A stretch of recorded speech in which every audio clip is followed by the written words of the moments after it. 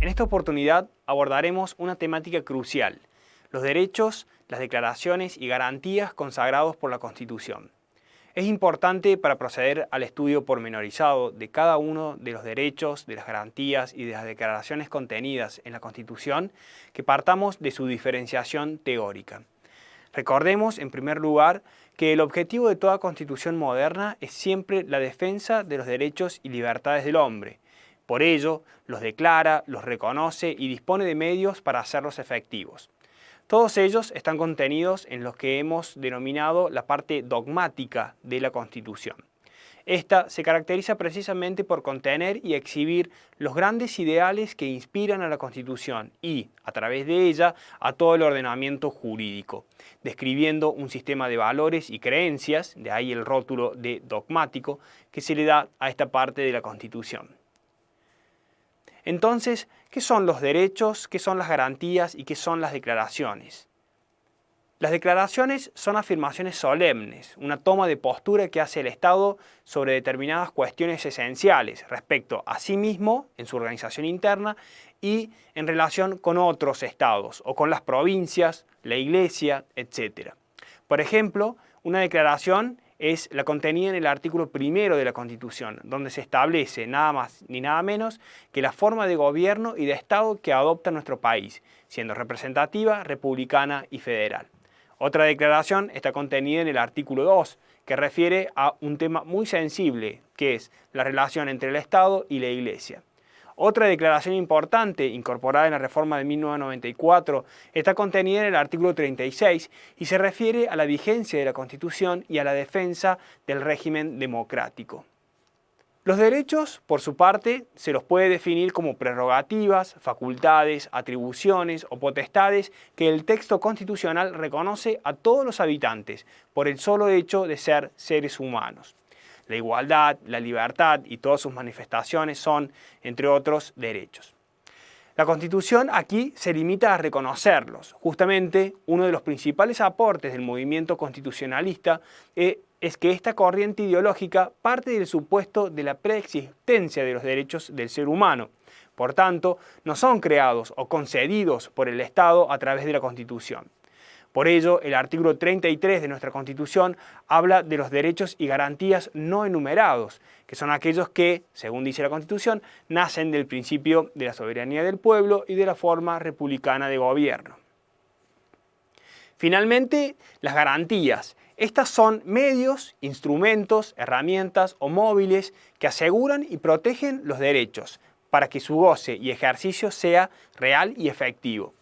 Dentro de las garantías podemos encontrar las que denominamos garantías derechos y dentro de estas las contenidas en el artículo 18 de la Constitución Nacional que se refieren en general al debido proceso y todas las garantías que rodean el proceso penal.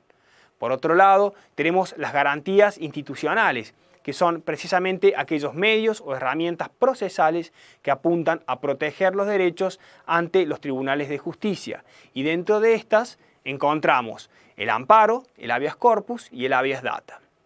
Finalmente, como dijo el constitucionalista argentino Joaquín González hacia finales del siglo XIX, las declaraciones, derechos y garantías no son simples fórmulas teóricas. Cada uno de los artículos y cláusulas que las contienen poseen fuerza obligatoria para los individuos, para las autoridades y para toda la nación.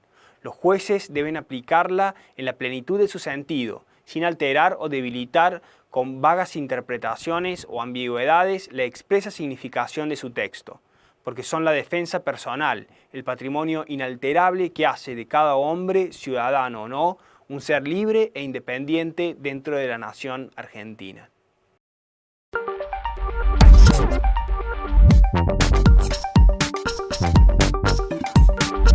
En esta oportunidad abordaremos los denominados derechos sociales. Hasta aquí hemos visto derechos constitucionales que se caracterizan por ser derechos individuales, es decir, que apuntan individualmente a cada ser humano. Son derechos típicos de lo que denominamos derechos de primera generación, de raigambre liberal. De acuerdo a la concepción liberal, Se parte de la idea de una sociedad compuesta por individuos y los derechos que recoge la Constitución van dirigidos al ser humano considerado como individuo, no a un grupo social o a la comunidad en general. El liberalismo político propugnó dos grandes principios, el de la libertad y el de la igualdad.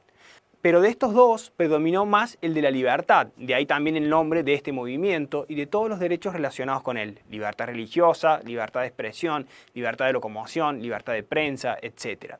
La igualdad, por su parte, se postuló como un principio genérico, los hombres son iguales ante la ley. Se trata de una igualdad desde un punto de vista meramente formal.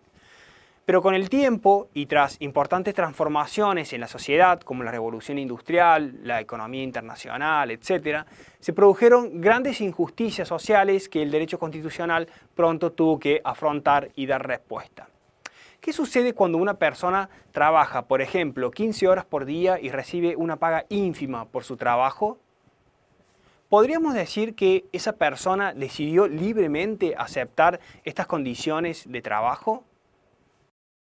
Resulta evidente que la sola igualdad formal, la igualdad ante la ley, no es suficiente para garantizar todos los derechos de que gozan los seres humanos. La evolución histórica mostró rápidamente que el primer constitucionalismo, el constitucionalismo liberal, adolecía de importantes lagunas o deficiencias respecto de otros derechos. Frente a la situación planteada con anterioridad, paradójicamente, bajo el paradigma liberal, sí podemos afirmar que esa persona fue libre al aceptar semejantes condiciones de trabajo. Desde el punto de vista formal, todas las personas son iguales y libres, y así esa constitución liberal trató por igual tanto al dueño de los medios de producción como a los obreros que trabajaban en las fábricas. Pronto quedó de manifiesto que, si bien es cierto que todos somos iguales ante la ley, existen ciertas condiciones sociales y fundamentalmente económicas que hacen que no todos los integrantes de una sociedad sean iguales. Estamos así hablando de la igualdad real entre las personas. No se encuentran en la misma situación y por tanto no son iguales quien es propietario de una fábrica y un operario. Si ambos fueran tratados como iguales, en definitiva, quien establecería las condiciones sería el primero y el segundo solo se limitaría a aceptarlas, con la consecuente mengua en sus derechos. En este caso, los laborales, como por ejemplo tener una paga acorde al trabajo realizado, vacaciones aseguradas, condiciones dignas de trabajo, etc. Pero no solo sus derechos laborales se verían comprometidos. ¿Puede ejercer eficazmente los demás derechos que la Constitución le reconoce? ¿Podemos decir que ese sujeto goza plenamente de todos los derechos que le reconoce la Constitución? Una idea completa y acabada de democracia constitucional, siguiendo al constitucionalista italiano Ferrajoli, incluye no solo el aspecto formal o procesal, referido al proceso de toma de decisiones públicas o a las reglas del juego, sino también la limitación del poder y, principalmente, la inclusión de derechos fundamentales y la idea de justicia. En efecto, como sostiene este autor italiano, la democracia política se basa en los derechos políticos, especialmente el derecho al voto, sin el cual ni siquiera habría una democracia formal, y todos estos derechos políticos, como la libertad de expresión, de reunión, libertad de prensa, de información y similares, están respaldados por derechos sociales, garantizados a través de acciones afirmativas o positivas que el Estado se compromete a cumplir y llevar adelante justamente para hacer efectivo el principio de igualdad, tanto formal como real. De ahí la importancia de estos derechos, no solo en su reconocimiento formal y expreso en los textos constitucionales, sino también en el propio rol del Estado y su obligación de hacerlos efectivos en la realidad práctica, interfiriendo en la esfera privada para compensar situaciones desventajosas. Por ello, estos derechos de segunda generación, llamados en general derechos económicos, sociales y culturales, no apuntan al individuo considerado aisladamente, sino que apuntan a un grupo o parte de la sociedad que muestra ciertos rasgos de vulnerabilidad. Finalmente, estos derechos se complementan con los llamados derechos de tercera generación, derechos que son reconocidos a todos los individuos que conforman una comunidad y tienden a proteger bienes comunes a todos, como por ejemplo el medio ambiente.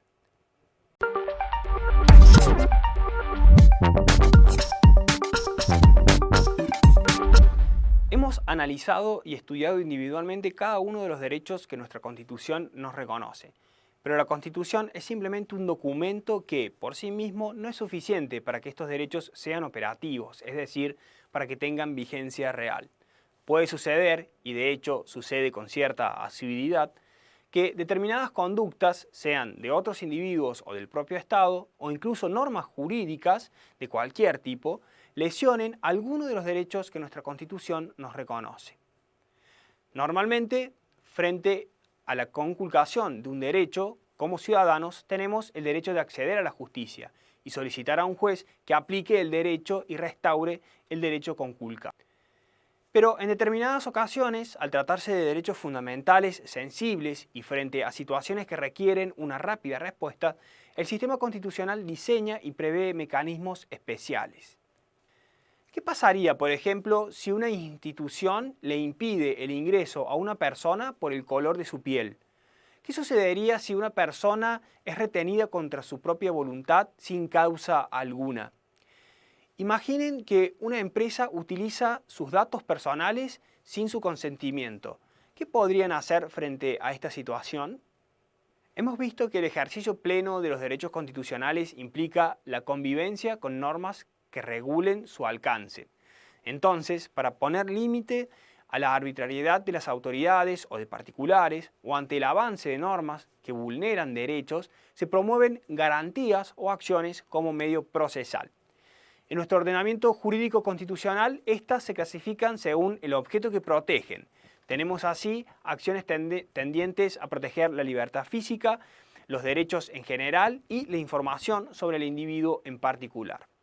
Ahora bien, volviendo a los supuestos mencionados anteriormente, podemos observar que para cada situación planteada tenemos a disposición una garantía particular. ¿Qué pasaría, por ejemplo, si una institución le impide el ingreso a una persona por el color de su piel? Supongamos una universidad impide el ingreso a su institución a las personas de color, como sucedía hasta no hace mucho tiempo en Estados Unidos. En este caso, al violentarse un principio esencial del sistema constitucional, que es el principio de igualdad, podremos interponer una acción de amparo. Se trata, como dice el artículo 43 de nuestra Constitución, de una acción expedita y rápida, que se utiliza ante la ausencia de otro medio judicial más idóneo y contra todo acto u omisión de autoridades públicas o de particulares que en forma actual o inminente amenace con arbitrariedad o ilegalidad manifiesta derechos y garantías reconocidas por la Constitución, un tratado o una ley. De ello, se desprende que el amparo es una acción genérica que tiende a proteger a todos los derechos constitucionales, a diferencia del habeas corpus o del habeas data, que protegen específicamente un derecho constitucional en particular. Además, la Constitución Nacional establece que el juez ante quien se interpuso el amparo podrá declarar la inconstitucionalidad de la norma en que se funde el acto u omisión lesiva. En el segundo supuesto planteado, en el que una persona era retenida contra su voluntad sin causa alguna, podremos interponer un habeas corpus. El habeas corpus es la garantía tradicional que tutela específicamente la libertad física o corporal o de locomoción, a través de un procedimiento judicial sumario que se tramita en forma de juicio. Como tal, el habeas corpus va dirigido contra actos que privan de libertad física o que la restringen sin causa o sin formas legales o con arbitrariedad, detenciones, arrestos, traslados, prohibiciones de deambular, etc. Finalmente, en el tercer supuesto, en el que una empresa utiliza nuestros datos personales sin nuestro consentimiento, la Constitución nos confiere una novedosa herramienta incorporada en 1994, que es el habeas data. En realidad, la Constitución Nacional no le da un nombre particular a esta acción. La regula innominadamente en el mismo artículo que regula el amparo, en el tercer párrafo del artículo 43. Esta acción puede interponerse por cualquier persona con el objetivo de conocer los datos a ella referidos y la finalidad de su almacenamiento, exigir la supresión, rectificación, confidencialidad o actualización de esos datos que consten en registros o bancos de datos públicos o privados si estos están destinados a proveer informes.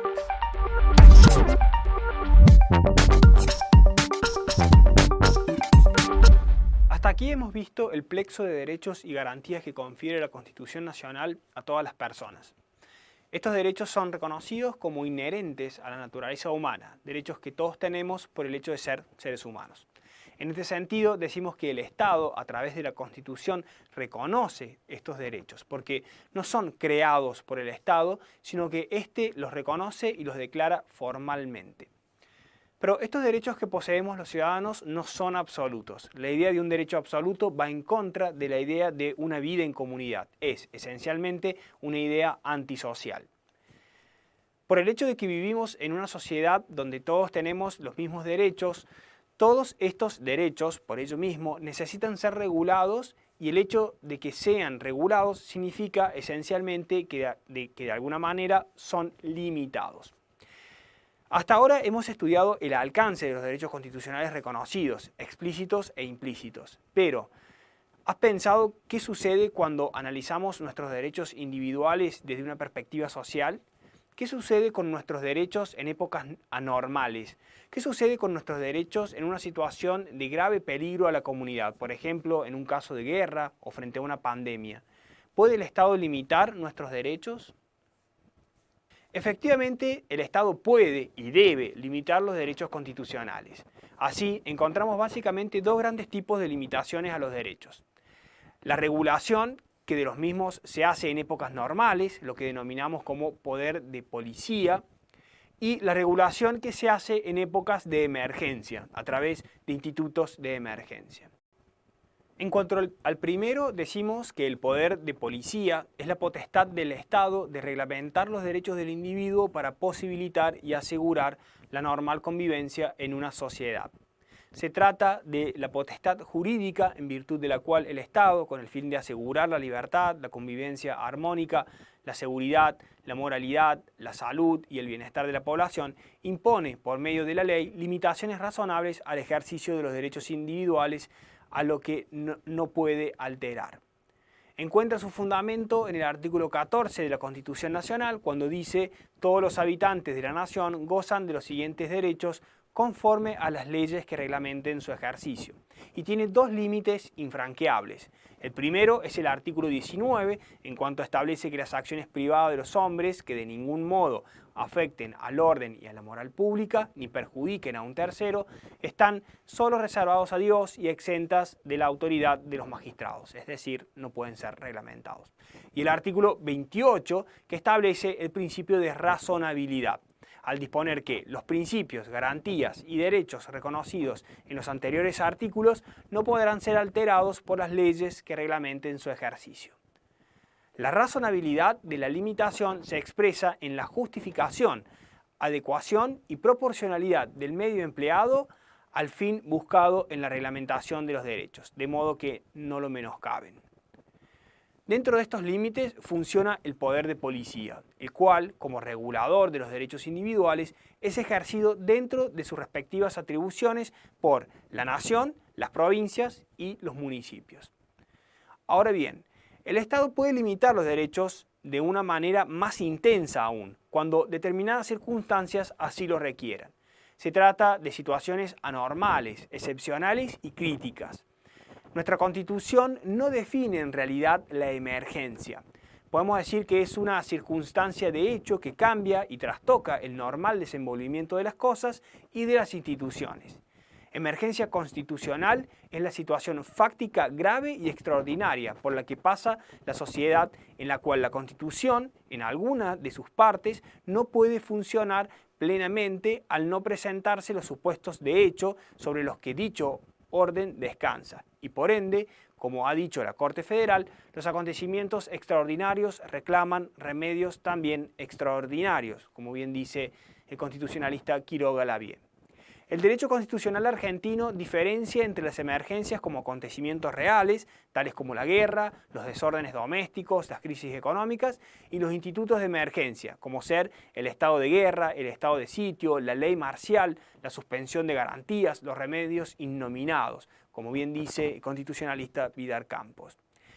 En el texto de la Constitución se mencionan como situaciones fácticas de emergencia a la guerra, cuando habla, por ejemplo, de ataque exterior, y de invasiones exteriores, y también menciona por otro lado a la conmoción interna, cuando se refiere a la conmoción interior.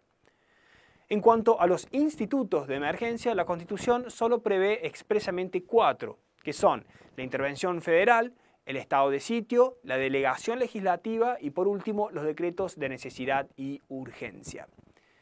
A ellos se puede añadir uno implícito, según Vidar Campos, que es el estado de guerra, que surge de las competencias previstas para el Congreso en el artículo 75, inciso 25, y para el Poder Ejecutivo en el artículo 99, inciso 15. Pero, aún así, en este caso, la Constitución no contiene ninguna disposición que expresamente autorice la ampliación de las facultades constitucionales de los poderes del Estado, como bien advierte Quiroga Lavie.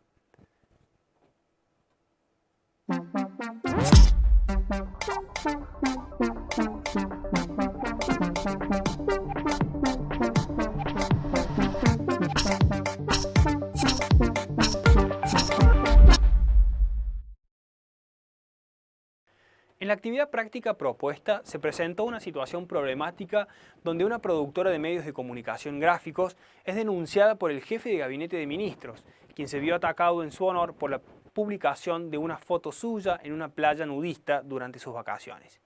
Además, esta empresa fue eliminada de la lista de medios beneficiados con cesiones dinerarias por la concesión de pautas oficiales en materia de propaganda política por parte del Estado.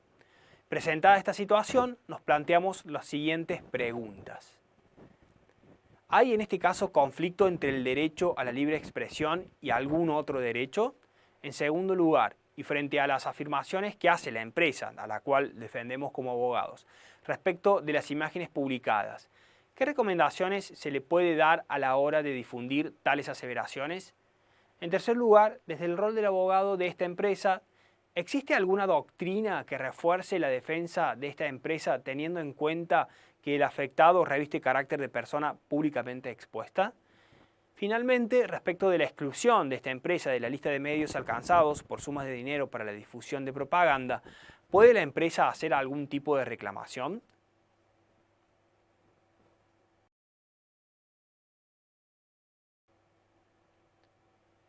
A la hora de encarar el estudio del caso presentado y responder a las preguntas planteadas, es indispensable leer y releer el punto referido a la libertad de expresión y el derecho a la intimidad y el honor, y un tema central que vincula a ambos conceptos, que es la doctrina de la real malicia. De esta lectura será posible extraer las pautas y elementos necesarios para resolver el caso presentado.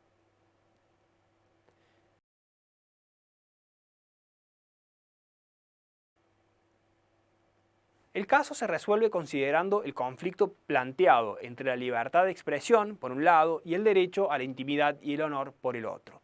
Llegamos a esta conclusión al analizar los supuestos fácticos presentados. Por un lado, una empresa que es productora de medios de comunicación y, por tanto, amparada por el derecho a la libertad de expresión, y un individuo que, en principio, se siente afectado en un determinado derecho personalísimo al ser difundida una imagen de él, que es el derecho a la intimidad y al honor. Respecto del segundo punto, resulta clave que en el análisis se tenga presente que aquel individuo es un funcionario público y, en función de este dato, la consideración del caso resultará distinta a si fuera un simple particular, porque aquí se ven involucrados otros derechos y principios, tales como el sistema republicano, y dentro de este, la publicidad de los actos y la responsabilidad de los funcionarios. En tercer lugar, frente a la denuncia efectuada por este funcionario, deberemos recurrir a la denominada doctrina de la real malicia, doctrina que es utilizada en casos de supuesta calumnia publicada en algún medio de comunicación respecto de funcionarios o personalidades públicas. Pero en este caso es importante tener en consideración que la carga procesal, a la hora de probar que los hechos ventilados realmente fueron maliciosos, recaerá sobre el propio funcionario, debiendo fundamentar con pruebas esa actitud temeraria del medio de comunicación. Finalmente, la respuesta al cuarto interrogante la encontramos en un fallo relativamente reciente de nuestro máximo tribunal en la causa Editorial Río Negro contra Provincia de Neuquén, donde se resolvieron situaciones similares a las aquí planteadas.